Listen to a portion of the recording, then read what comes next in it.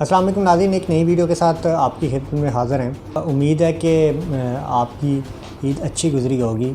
और यकीनन ये ईद एहतियात के साथ गुजारनी थी और आगे भी हमें एहतियात ही करना होगी। अभी एक बड़ा इंपॉर्टेंट इशू है, इस पर बात करनी है। रमज़ान के आखिरी दिनों में और फिर ख़ास तौर पर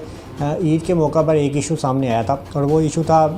कि जो चिकन है उसकी कीमत में इजाफ़ा हुआ और कीमत में इजाफ़े के बाद फिर गवर्नमेंट की जो मशीनरी है वो हरकत में आई और जो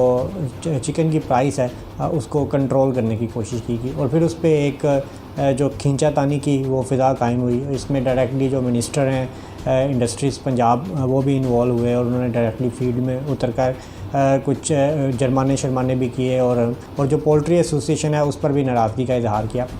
लेकिन इसके अंदर बड़ी बुनियादी चीज़ वो ये है कि इस चीज़ का पहले ही से अंदाज़ा था, क्योंकि जब ये लॉकडाउन स्टार्ट होता है तो उस वक़्त जो चिकन की प्राइसेस हैं वो एकदम से नीचे आ गई थी और इस लेवल तक नीचे आई कि जो वो हैरानकुन था सारे का सारा मामला। और उसमें डेफिनेटली फैक्टर ये था कि अचानक लॉकडाउन की वजह से जो कंजम्पशन थी चिकन की वो कम हो गई और उससे चूँकि होटल भी बंद हो गया और बाकी सारे मामला भी बंद हुए। ये चूँकि ये वाला जो सेगमेंट है ये डिमांड एंड सप्लाई पे चलता है कि मार्केट के अंदर जो मार्केट फोर्सेस हैं वो इस तरह से ड्राइव हो रही होती हैं कि जब डिमांड इसकी ज़्यादा हो जाती है और पीछे से सप्लाई कम होती है तो फिर डेफिनेटली इसकी प्राइस में इजाफा हो जाता है। लेकिन उसके मुकाबले में अगर डिमांड कम होए और मार्केट के अंदर जो सप्लाई है वो ज़्यादा हो तो फिर जो इसकी प्राइसेस उसके अंदर कमी आ जाती है। तो ये सूरत हाल मुसलसल चली आ रही है और यही वजह है कि पोल्ट्री की जो चिकन की प्राइसेस हैं वो आपको फ्लक्चुएटेड मिलती हैं। लाइक आपको इसकी प्राइसेस कम भी मिलेंगी और ज़्यादा भी मिलेंगी और जो पोल्ट्री फार्मर्स हैं और जो पोल्ट्री इंडस्ट्री पूरे की पूरी है वो भी अपने एक साइकिल पे चल रही होती है कि उनको एक आइडिया होता है कि अगर ये एक साइकिल है पूरे साल का तो इसके अंदर कुछ दिनों में हमें जो वो कम नुकसान पे भी चिकन सेल करना पड़ेगा और फिर उसके बाद कुछ ना कुछ ऐसे दिन आते हैं कि जहाँ पे रेट बेहतर मिलता है तो वो जो सारे का सारा नुकसान होता है वो कंपनसेट हो जाता है। तो ये सिर्फ एक फ्लॉक की बेस पे या एक दिन के रेट के ऊपर ये बिज़नेस नहीं हो रहा होता। ये इसका जो साइकिल है वो बाज़ दफ़ा 2 से 3 साल पे भी चला जाता है और इस पूरे साइकिल के अंदर ये अपने प्रॉफिट को वो एडजस्ट कर रहे होते हैं और उसके मुताबिक ये सारे का सारा जो मैकेनिज़्म वो सामने होता है। फैक्टर था कि लॉकडाउन के बाद डेफिनेटली लॉकडाउन की वजह से फार्मिंग कम भी होगी और इससे रेट बढ़ जाए। तो इस सूरत हाल के अंदर जब रेट ज़्यादा होते हैं तो फिर उस पर गवर्नमेंट की मशीनरी जब हरकत में आती है तो फिर जो वो फोर्स किया जाता है कि इसको एक ख़ास कीमत पर बेचा जाए और इसके अंदर फिर वो दुकानदार जो चिकन बेच रहे होते हैं फट्टे में उनका ये कहना होता है कि जी फार्मर्स पीछे से महंगा बेच रहा है और फिर उसमें जो वो उनको इस पे पूछा जाए तो उस पर फार्मर्स का वो डेफिनेटली ये कहना होता है कि जी हमने कम कम रेट पे भी सेल किया और अब रेट बेहतर मिल रहा है। तो ये एक तनाज़ा वो सामने आ गया। अब इसके अंदर डेफिनेटली जो पोल्ट्री एसोसिएशन है उसका मौक़िफ़ है कि जो चिकन की प्राइस है वो डिमांड एंड सप्लाई पे डिसाइड होती है। तो इसमें किसी किस्म की जब आप इस प्राइस को कैप करने की कोशिश करते हैं तो फिर वो जो मार्केट है वो डिस्टर्ब होती है और जो पूरे का पूरा जो ये उसका असर जो पोल्ट्री फार्मर है उस पर भी पड़ता है और फिर जो इस फार्मिंग से रिलेटेड जो इंडस्ट्री है और जो इसमें जो सप्लायर्स हैं और जो प्रोड्यूसर हैं इससे रिलेटेड इनपुट सप्लायर्स हैं इनपुट प्रोड्यूसर हैं वो सब डिस्टर्ब हो रहे होते हैं। तो इसमें जो मौक़िफ़ है वो यही है कि जो गवर्नमेंट है वो इसमें इन्फ्लुएंस ना करे। अच्छा, अगर इसको थोड़ा एनालाइज़ किया जाए सिचुएशन को तो इसमें डेफिनेटली गवर्नमेंट अगर ये चाहती है कि लोगों को सस्ती चीज़ें मिलें तो उस पर डेफिनेटली गवर्नमेंट को वो एक्शन लेना चाहिए और उस पर जो एक्शन है वो इस तरह से होना चाहिए कि अगर आप जब कीमत ज़्यादा हो रही है तो आप कीमत को कम करवाने की कोशिश करते हैं तो ज़रूर कर लें अगर इस तरह से मार्केट को चलाना है। लेकिन उसके लिए बहुत ज़रूरी है कि जब ये चिकन कम रेट पे बिक रहा होता है और जब फार्मर जो है वो नुकसान उठा रहा होता है तो फिर उसके अंदर गवर्नमेंट को वो सोना नहीं चाहिए, उसके अंदर भी आगे आना चाहिए और आगे आकर वो जो उनको नुकसान हो रहा होता है उसके अंदर कंट्रीब्यूट करना चाहिए और उसको पूरा करना चाहिए और जो इंडस्ट्री है उसको सपोर्ट करना चाहिए। और ख़ास तौर पे जो फार्मर्स है उसने अपना पूरा जो सरमाया वो उसका स्टेक पे होता है और वो डिपेंड कर रहा होता है कि जिस दिन उसका फ्लॉक निकलना है उस दिन का रेट क्या है। तो वो उस पर वो फिर अगर गवर्नमेंट ने इसके अंदर इंटरफेयर करना है तो फिर इसके अंदर ज़रूरी है कि उस मौका पर भी फार्मर को सपोर्ट किया जाए। लेकिन अगर आप ये चाहते हैं कि जी जो जब कीमत कम हो तब सब कुछ छोड़ दिया जाए और तब बड़ी खुशी से वो सारे मामले चलते रहें और तब गवर्नमेंट को कोई प्रॉब्लम ना हो, लेकिन जो ही अगर मार्केट की वजह से रेट बढ़ता है तो उसमें गवर्नमेंट इंटरफेयर करना शुरू कर दे तो उससे डेफिनेटली फिर वो आप ओवरऑल वो इंडस्ट्री पर भी असरअंदाज होते हैं और उसका असर मजमूई तौर पर पूरे के पूरे बिज़नेस पर पड़ता है। तो इस पर लाइव स्टॉक प्रोडक्ट्स जितनी भी हैं इस पर हमेशा से ये मौक़िफ़ रहा है कि और ये एक जो लाइव स्टॉक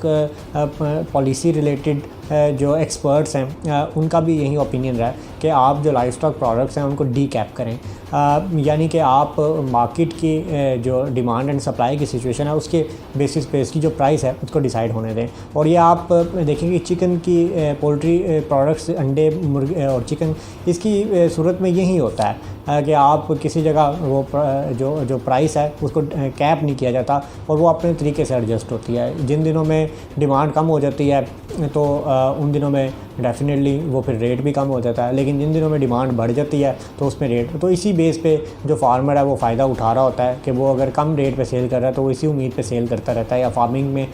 वो इन्वॉल्व रहता है कि आज अब रेट अच्छा मिलेगा तो इसमें इससे फ़ायदा। इसी तरह आप फ़िश की मार्केट देखते हैं कि उसमें भी जो रेट है वो फ्लक्चुएट कर रहा होता है और उस पर जो अमूमन असरअंदाज नहीं हुआ जाता। लेकिन इसके मुकाबले में आप दूध को देखें या मटन और बीफ को देखें तो उसमें कैपिंग है और उसका नतीजा ये है कि आपको उसमें क्वालिटी में इश्यूज़ आते हैं, मीट की, मटन की और बीफ की क्वालिटी में भी इश्यूज़ आते हैं और फिर आपको दूध की क्वालिटी में भी इश्यूज़ आते हैं। और उस पर भी जो पॉइंट ऑफ व्यू वो यही रहा है कि आप उसको भी डीकैप करें। तो ये जी पंजाब गवर्नमेंट की बहुत ज़्यादती है कि जब रेट बढ़ा है तो उसमें इन्होंने जो वो फोर्सफुली इसको कंट्रोल करने की कोशिश किया और एक फ़िक्स प्राइस कर दिया है। अगर फ़िक्स प्राइस करनी है तो फिर फ़िक्स प्राइस का मतलब ये होगा कि ये फिर फ़िक्स प्राइस पर ही सेल हो। फिर इसमें आपको ये लाजमी करार देना पड़ेगा कि जिन दिनों में अगर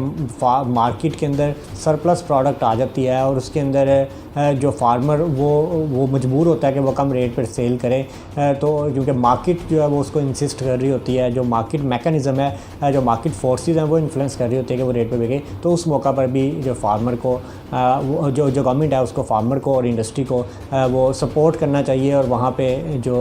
फाइनेंशियली जो आपकी कंट्रीब्यूशन होनी चाहिए, फाइनेंशियली आपकी तरफ से कोई ना कोई सब्सिडी आनी चाहिए। लेकिन यकीनन ऐसा नहीं होता तो फिर उसका यही है कि ये जो पोल्ट्री सेक्टर है ये फ्री मार्केट सिस्टम पे चलता है और ओपन मार्केट सिस्टम पे डिमांड एंड सप्लाई की बेस पे ये सारे का सारा बिज़नेस हो रहा है, तो इसको इसी तरह चलने दिया जाए। लेकिन जब आप इस पर जब गवर्नमेंट इसको कंट्रोल करने की कोशिश करती है तो फिर इसका असर मजमूई तौर पर जो कि इंडस्ट्री के पहले की बुरा हाल है, फार्मर्स को जो लोगों के जो पैसे हैं वो फार्मर्स के पास रुके हुए हैं, फीड मिलों वालों के पैसे रुके हुए हैं, चूज़े वालों के पैसे रुके हुए हैं, मेडिसिन वालों के पैसे रुके हुए हैं, गवर्नमेंट की तरफ से उसमें किसी किस्म की कोई सपोर्ट नहीं आती। फिर आपको यहाँ पे कई दफ़ा ऐसा होता है कि चूज़े का रेट वो इतना कम हो जाता है कि आपको चूज़ों को ट्रकों के ट्रक भर के जो वो वेस्ट करने पड़ते हैं, तो वहाँ पे भी गवर्नमेंट किसी तरह से वो किसी किस्म की गवर्नमेंट की सपोर्ट नहीं आती। फिर ये इस इंडस्ट्री से रिलेटेड जो एक्सपर्ट्स होते हैं उनसे जो इसमें प्रोफेशनल्स काम कर रहे होते हैं उनकी सैलरीज़ के इश्यूज़ आ रहे होते हैं, उनके कंपनीज़ के साथ इश्यूज़ आ रहे होते हैं और फिर आगे उनको मार्केटिंग के अंदर इश्यूज़ आ रहे होते हैं, उस पर भी गवर्नमेंट की तरफ से किसी किस्म की कोई सपोर्ट नहीं आती। तो ये सारी की सारी जब आप देखते हैं तो यहाँ पे गवर्नमेंट गायब नज़र आती है। लेकिन यूँ ही ऐसी सूरत हाल पैदा होती है कि जहाँ पे इस इंडस्ट्री को थोड़ा सांस लेने का मौका मिलता है, पोल्ट्री फार्मर को सांस लेने का मौका मिलता है, वो इस सूरत में मौका मिलता है कि रेट थोड़ा बेहतर हो जाता है मार्केट में, तो फिर गवर्नमेंट को कंज्यूमर का वो ख्याल आ जाता है और वो फिर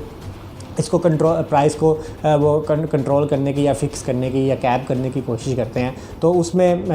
यकीनन वो जो एक उम्मीद के साथ लोग इस इंडस्ट्री में लगे होते हैं वो डिस्करेज होते हैं और उसका नुकसान ये होता है कि मजमूई तौर पर इससे जो पूरे का पूरा जो पोल्ट्री सेक्टर है वो असरअंदाज होगा। जब अगर फार्मर को ये उम्मीद भी ख़त्म हो जाए कि जी शायद कोई एक टाइम आए जिसके अंदर रेट बेहतर होगा, तो शायद मेरा वो जो सारे का सारा जो मैंने सरमाया लगाया हुआ मुझे अगर लॉस में भी वो सेल करना पड़ा है चूज़ा तो मुझे शायद उसमें बचत हो जाए। जब वो उम्मीद भी ख़त्म हो जाएगी तो फिर लोग इस बिज़नेस से वो साइड पर हटना शुरू हो जाएंगे। और ये पाकिस्तान की दूसरी बड़ी इंडस्ट्री है और उसका डेफिनेटली जो इकॉनमी है उस पर भी असर पड़ेगा और जो पाकिस्तान की नेशनल फूड सिक्योरिटी है उस पर भी असर पड़ेगा। तो लिहाजा गुजारिश यही होगी कि ये जो पोल्ट्री सेक्टर है ये एक इसकी जो प्रोडक्ट्स हैं वो डी कैप्ड हैं और उसको उसी मैकेनिज़्म पे इसके मार्केट को वो रन होने देना चाहिए। और गवर्नमेंट को ख़ास तौर पर पंजाब गवर्नमेंट को इस सिचुएशन को अंडरस्टैंड करना चाहिए और मिनिस्टर साहब को इस चीज़ को अंडरस्टैंड करना चाहिए कि आप पॉपुलर डिसीजन लेने से डेफिनेटली वक्ती तौर पर उसको फ़ायदा हो जाता है, लेकिन इसका अल्टीमेटली जो नुकसान है वो इंडस्ट्री को होता है, वो इकॉनमी को होता है, वो नेशनल फूड सिक्योरिटी को होता है। Thank you very much.